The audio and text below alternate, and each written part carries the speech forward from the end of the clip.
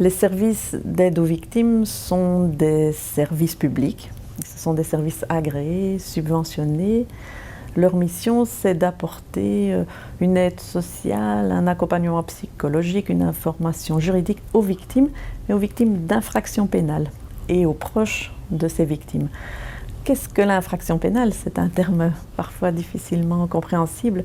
C'est chaque fois qu'il y a une transgression du code pénal que la société a mis en place pour vivre ensemble. C'est le cadre qu'elle a mis.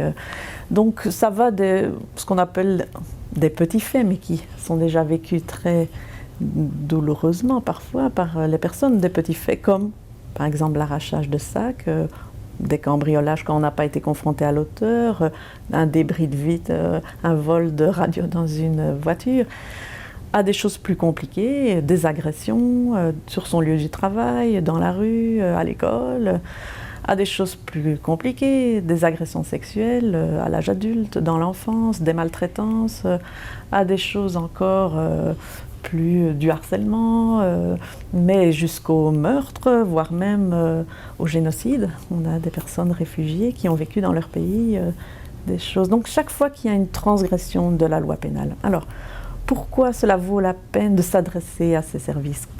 Qu'est-ce qu'on peut en attendre? Mais quand on vit une transgression pénale, on a souvent un sentiment très curieux et étrange de se sentir un peu hors de tout, hors du monde. Souvent on ne se reconnaît plus dans l'autre qui n'a pas vécu ça. Hors d'eux, c'est un peu forcé parce qu'on est hors la loi. Mais on dit ça de l'auteur, qu'il est un hors-la-loi.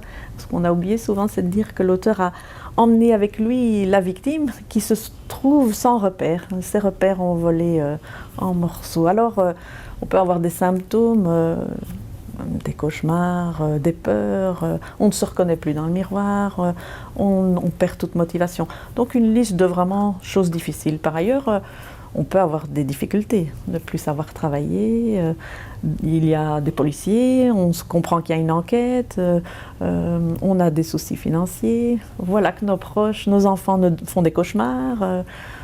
Donc une série de conséquences psychologiques, sociales, financières, familiales, professionnelles, qui sont assez logiques et normales. Ce sont des conséquences qu'on dirait normales après ce qu'on appelle un choc, un traumatisme. C'est comme une blessure qui fait fraction, mais auquel il faut vraiment être attentif pour ne pas que ça perdure, pour ne pas que ça s'installe. Souvent quand même les gens sont assez perturbés, ne comprennent pas, pensent qu'ils deviennent un peu fous dans tous ces symptômes. Donc ça vaut la peine d'aller s'adresser à ces services. Il y en a un par arrondissement judiciaire, parfois deux. Ces services, alors, ce n'est pas gratuit, l'aide. C'est-à-dire qu'un autre paye pour la victime. C'est-à-dire que la société, belge, en mettant en place ces dispositifs, s'est préoccupée de ce sentiment d'être hors d'eux et s'inquiète qu'on revienne dans la société. Il met à la disposition des personnes, il paye les personnes qui vont écouter, qui vont aider. Donc le coût de l'aide est pris en charge par un autre et les travailleurs sont assez d'accord avec ça parce que cela permet aux personnes de revenir dans la société, de se réinscrire et qu'ils ont une place parce que souvent ils sont dans la confusion. Bizarrement, ils peuvent se sentir coupables d'avoir subi une agression.